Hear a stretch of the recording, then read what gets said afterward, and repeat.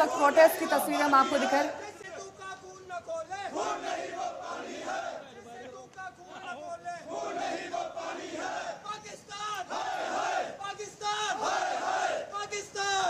पाकिस्तान हाय हाय के नारे लग रहे हैं। जाहिर तौर पर जो आतंकवाद जिससे जम्मू कश्मीर कई सालों तक लड़ता रहा, उस आतंकवाद से कहीं ना कहीं एक राहत मिली थी, जिसकी वजह से लाखों की संख्या में हर साल पर्यटक वहां पर पहुंच रहे थे।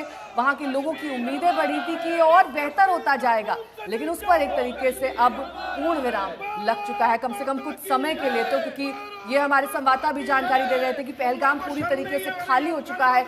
जहां पर कल तक होटल की बुकिंग नहीं मिल रही थी, वहां पर अब 95% होटल खाली हो चुके हैं पूरी तरह। सभी पर्यटक वहां से रवाना हो चुके हैं। श्रीनगर में विरोध प्रदर्शन, वहां पर विरोध के चलते शटर डाउन कर दिए गए हैं।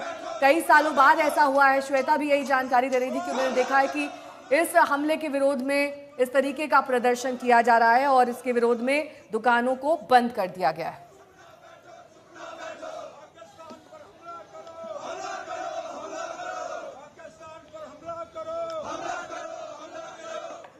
श्वेता मेरी सहयोगी जुड़ी हुई है।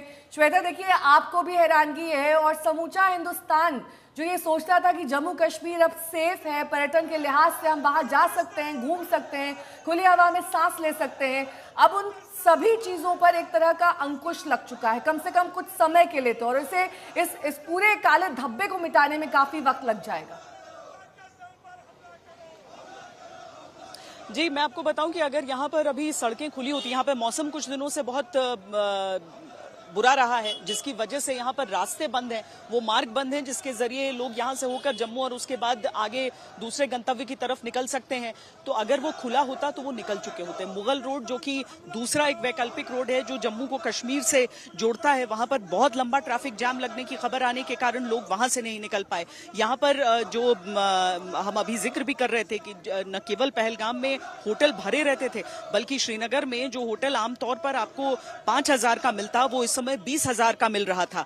जो फ्लाइट्स आपकी हैं यहाँ पर औसतन आपको 20-25 हजार के आसपास की मिल रही हैं। यानी जम्मू कश्मीर, और ये केवल एक समय की बात नहीं होती है, ये 12 महीने इस तरह का रेट्स यहाँ पर रहता है, क्योंकि बहुत फल फूल रहा था यहाँ पर पर्यटन। क्या इस एक घटना से नुकसान बड़ा होगा? कैंसिलेशंस की खबर आ रही है, पर क्या वो सीमित है या फिर एक बड़े पैमाने पर है, इसके लिए हमें इंतजार करना पड़ेगा।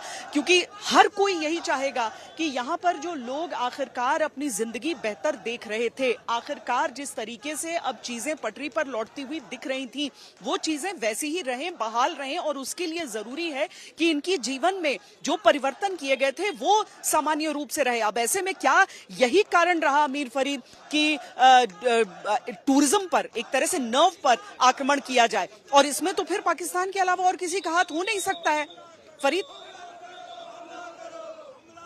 अच्छा, मीर फरीद हमारे साथ थोड़ी देर में जुड़ेंगे, लेकिन हम अरविंद ओझा से ये समझ लेते हैं कि किस तरीके से जम्मू कश्मीर में ये जांच होनी है। अरविंद, केवल ये घटना नहीं, इससे पहले भी कई घटनाएं जो हुई हैं, खासकर जम्मू की तरफ जो आतंक का विस्तार हुआ है, उसमें जो NIA रही है उसकी भूमिका बड़ी रही है। वहां पर जो सारे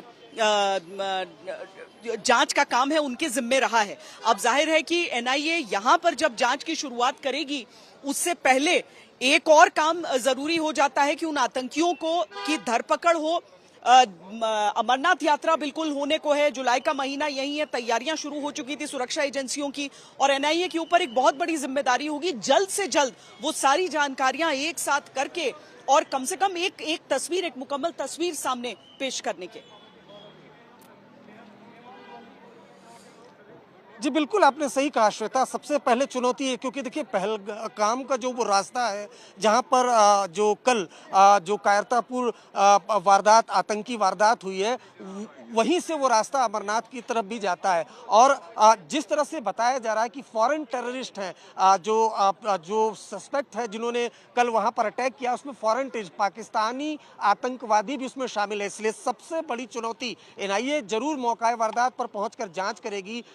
टेक्निकल सर्विलांस के जरिए भी उसकी जांच की जाएगी। पीओके में वो कौन कौन से किरदार हैं जो इन आतंकियों को हैंडल कर रहे थे, उनकी भी पहचान जाहिर सी बात है उससे बड़ी एजेंसी रॉ है वो करने की कोशिश करेगी। लेकिन सबसे बड़ी चुनौती ये है और सबसे बड़ा टास्क यही है कि कम से कम ये जो टेररिस्ट है सबसे पहले इनको इंटरसेप्ट किया जाए और इनको इनके अंजाम तक पहुंचाया जाए। ये चुनौती सीआरपीएफ की भी है और यहाँ जम्मू कश्मीर में जितनी भी सुरक्षा एजेंसियां उन सबकी है। इसी वजह से मिलिट्री इंटेलिजेंस की जो अलग अलग यूनिट है वो लग चुकी है और उसी आधार पर आज तक को जो सूत्रों ने बताया है श्वेता कि कल ही यह जानकारी आ गई थी कि फॉरेन टेररिस्ट इसमें इन्वॉल्व है। फॉरेन टेररिस्ट यानी पाकिस्तान से जो आतंकवादी आए वो इसमें शामिल है, लेकिन कम से कम 2 की पुष्टि सुरक्षा एजेंसियों ने कर दी है कि वो इस आतंकवादी वारदात में शामिल है और बाकायदा पहले दूर से अंधाधुंध गोलियां चलाई हैं, उसके बाद करीब आए हैं और नाम पहचान